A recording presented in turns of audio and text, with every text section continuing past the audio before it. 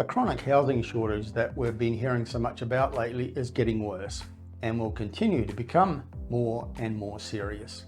Three major measures of the supply of homes, both for purchase and for rent, are heading in the wrong direction for a nation that needs solutions from our politicians. Building approvals continue to fall when the nation needs them to be rising. Loans for the purchase of new dwellings are also heading in the wrong direction, and vacancy rates continue to go lower when the 1/3 of households that rent need them to rise to take the pressure off rents.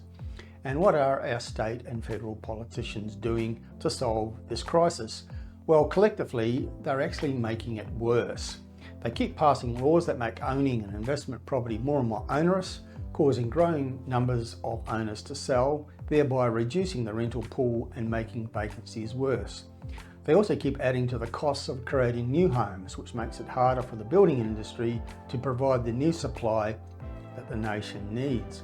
The federal government has set the grand target of 1.2 million new homes over 5 years, but as is so often the case with politicians, they really haven't thought much about it beyond the press conference.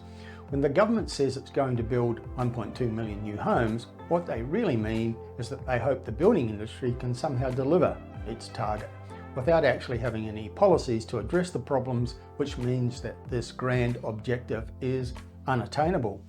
All of the latest data shows how far behind we are in terms of achieving this goal. Currently, the production of new dwellings in Australia is the lowest it's been in 12 years. Approvals to build new homes showed an almost 10% decline in January compared to December. Seasonally adjusted, the January numbers were the worst and weakest since June 2012. In the past 12 months, there have been approvals to build 101,000 new homes, the lowest in more than a decade. The ABS data shows that new house approvals has fallen in 4 of the past 6 months, and there's a clear pattern of decline in new homes at a time when Australia needs it to be picking up.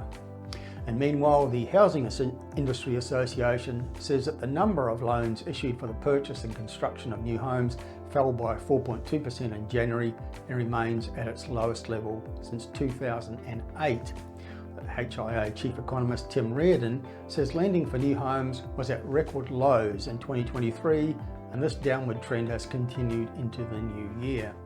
Now, the trend surprises no one in the housing industry, where there is widespread cynicism about the federal government's grand announcement, without any policy substance to deal with the many issues that plague the home building industry.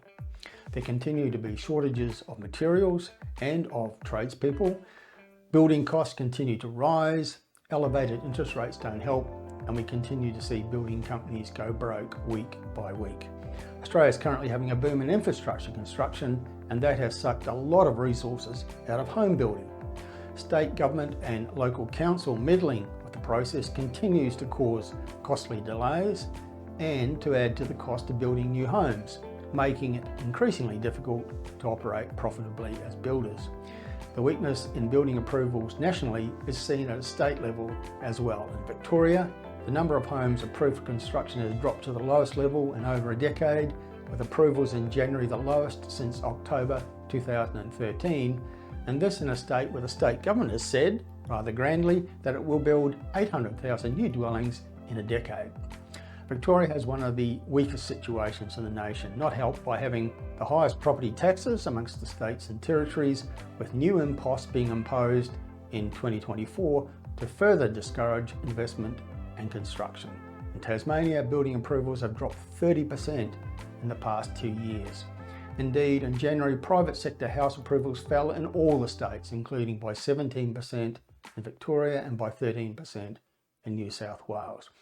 Now, the third measure of the chronic dwelling shortage is vacancy rates for rental properties, which have been dropping steadily for the past 5 to 6 years. They were already at historic lows across Australia, but the latest vacancy rate data shows them going lower still. The national vacancy rate recorded by SQM Research fell from 1.3% in December to 1.1% in January, with vacancies falling in all 8 capital cities. State and territory governments continue to make decisions and pass laws that are detrimental to property owners, causing investors to sell, thereby reducing the rental pool further. Investor owners are already faced with massively increased costs through higher interest rates, increased council rates, rising state taxes, higher insurance premiums, and increased maintenance costs. Years of detrimental decisions by governments has created this chronic rental shortage, and it continues to get worse. The Victorian state government is introducing a raft of measures in 2024 which collectively are a massive discouragement to property owners, and more investors are selling up and getting out of Victoria. And it's significant that, according to the SQM research figures, the biggest decrease in vacancy rates recently has been seen in Melbourne, which dropped from 1.5% in December to just 1.1% in January, a massive change in a single month. Another property data source, PropTrack, also puts the national vacancy rate at 1.1%, but a third source, Domain, has an even lower figure, just 0.7% in February, as the national vacancy rate figure, down from 0.8% in January.